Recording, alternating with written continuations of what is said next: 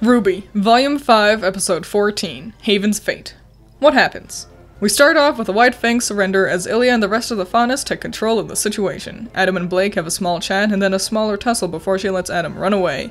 Things aren't going well for the kids inside until Blake jumps in and the villains all stop so she can talk with her team. RWBY breaks Leo's aura before he runs off, and then we cut away to Yang and Raven in the vault. They talk about the previous Spring Maiden, Raven's past, and the idea of strength, and then Yang convinces Raven to let her take the relic. Raven teleports away and Yang tearfully grabs the relic. Meanwhile, Leo rushes to his office where Salem kills him with the Seeker. Back in the main room, everyone's lined up so they can chit-chat before Yang returns with the relic. Emerald freaks out and creates a huge image of Salem, allowing the villains an opportunity to run away. The Belladonnas and Ilya show up to explain the current situation with the White Fang's politics. RWBY, Weiss, and Yang all fall into a group and welcome Blake back with open arms. Oscar tells Crow that they need to get to Atlas next, and after the credits we see Ty working on his flowers as Raven possibly flies away. It's nice to get to see Ilya working with Menagerie and the police, as there were a good number of people who were worried she'd actually double-cross Blake and return to villainy. This is a nice way to help show us she really is a good guy now. What's with this weird, slow nod? Have Ilya tackle a White Fang member and then let her share a long look with a rando background character. Why?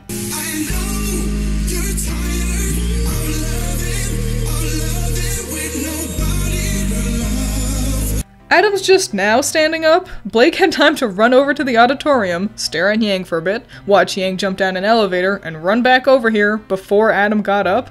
Why'd she even run over in the first place if she knew she still had to continue to confront Adam? Maybe she had planned to team up with her friends, but then thought of more edgy one-liners to say to him and ran back for that.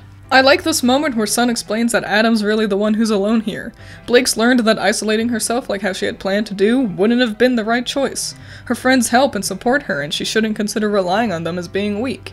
But I can't help but wonder why the police aren't assisting in the arrest of the leader of this gang.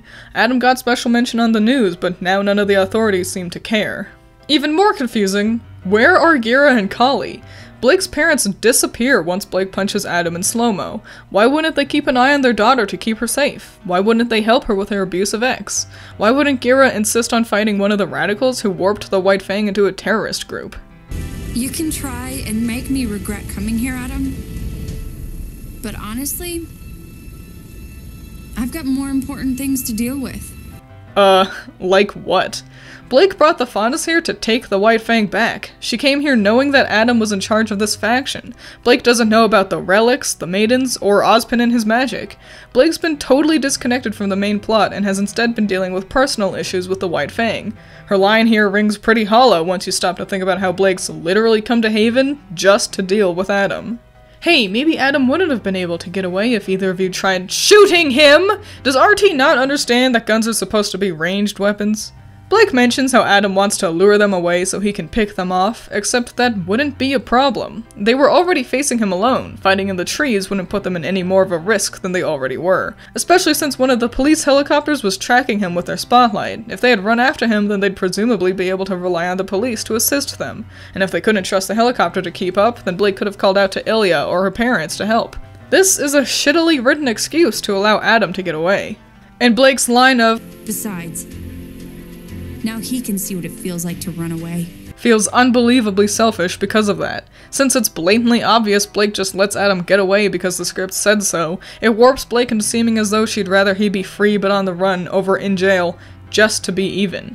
Let him go, son. But Blake, if you, me, Ilya, your parents, and the helicopter that's tracking him all work together, we can take him down. By all accounts, this would be an easy victory. Yeah, but I've run away a lot, so now I want him to be the one who's running.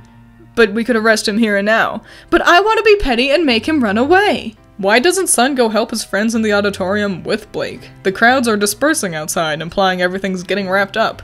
But I guess it's for the best. What'd be the point of introducing another character to a fight we don't get to watch anyway? Oh no, Hazel took out Weiss Is Summoned, and everyone's taken a moment to talk about how strong he is. Seeing how the kids manage a victory against him sure will be exciting, except it won't, because not only would it be foolish to expect to watch a fight at this point, but it seems like the animators gave up as well. Characters barely move, there isn't even the semblance of combat here. And on top of that, the villains just give up. Blake jumps in, and Emerald, Mercury, and Hazel all decide to stop trying and just walk up slowly. They're also nice enough to allow the girls plenty of time to chit-chat before letting them make their team attack against them, off camera. No! I just remember you being more of the quiet quiet one. Silly Weiss. The moment she set foot on the boat, Blake started to show her true colors. Who says I'm paranoid? Just shut up and fight. Well, when you try and take an entire species and put them on an island that's 2/3 desert, yeah, it tends to be cramped. Who says I'm done fighting? No concept of privacy, no respect for personal space. Blake. Shut up. Yeah. Look where it's gotten you. I didn't want this. But you're still here. I don't have a choice. Of course you do. I'm here for Haven, not you.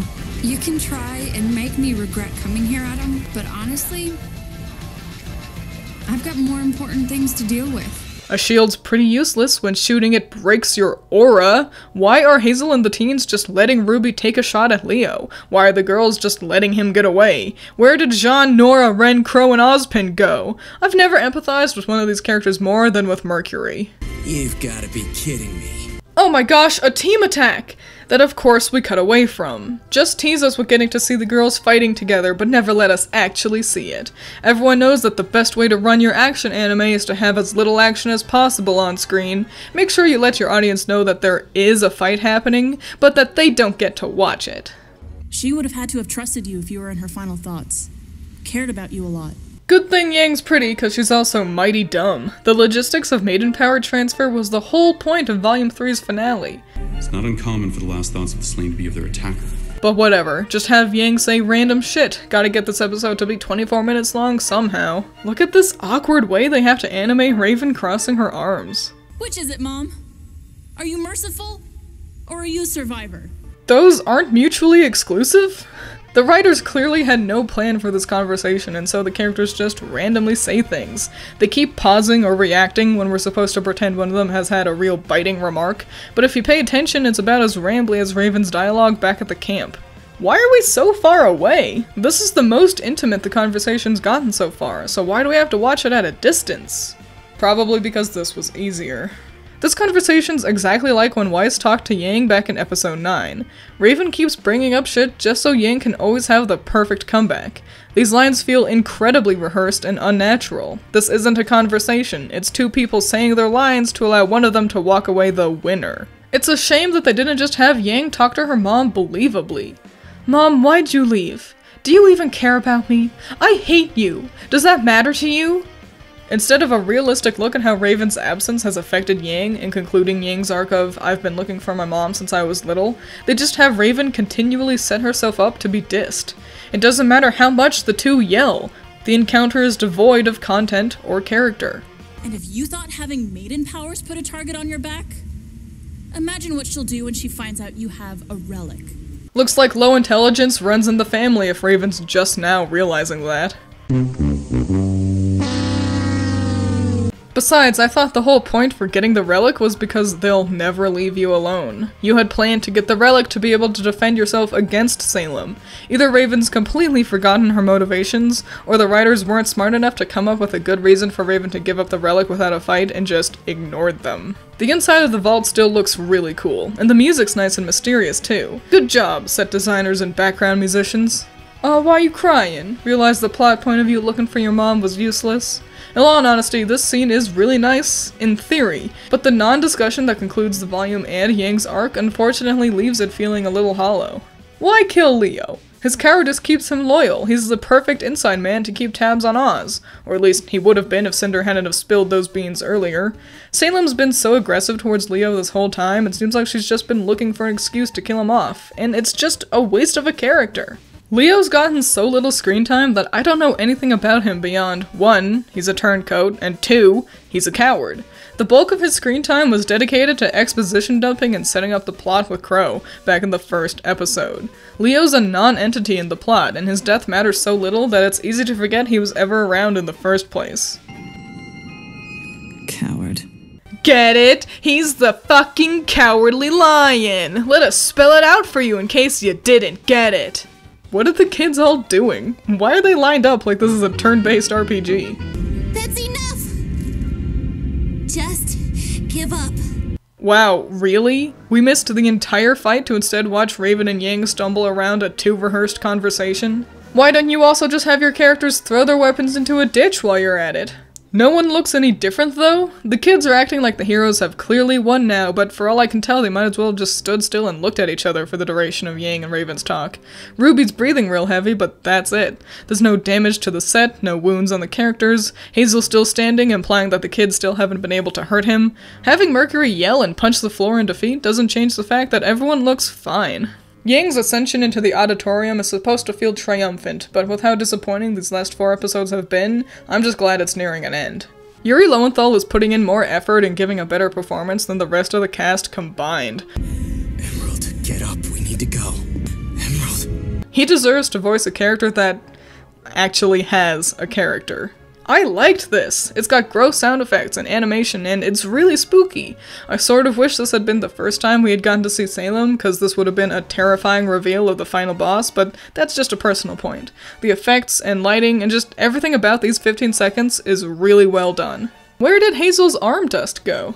Can we take a moment to talk about how the writers clearly have no fucking idea what they're doing with Blake here? Blake shows up at Haven and punches at him. Then she runs over to the auditorium and everyone has their big, oh my gosh, Blake's here moment where they get to gawk at her.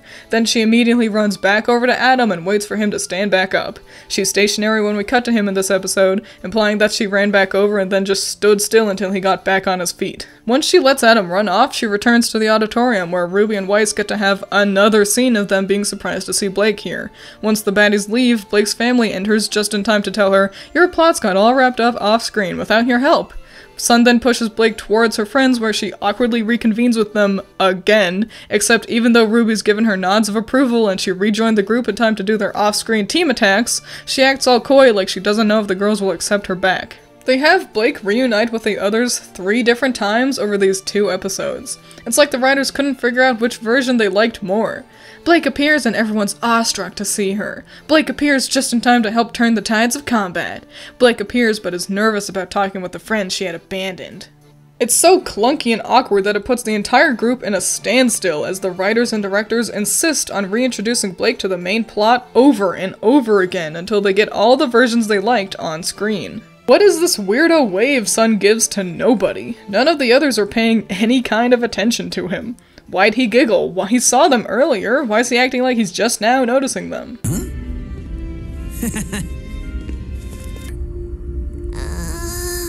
What's the matter, Ruby? Not enough people paying attention to you? Seriously, her sudden, I must fall over and groan due to exhaustion, feels super fake. As if she and the others are all actors who just want to be done with this volume.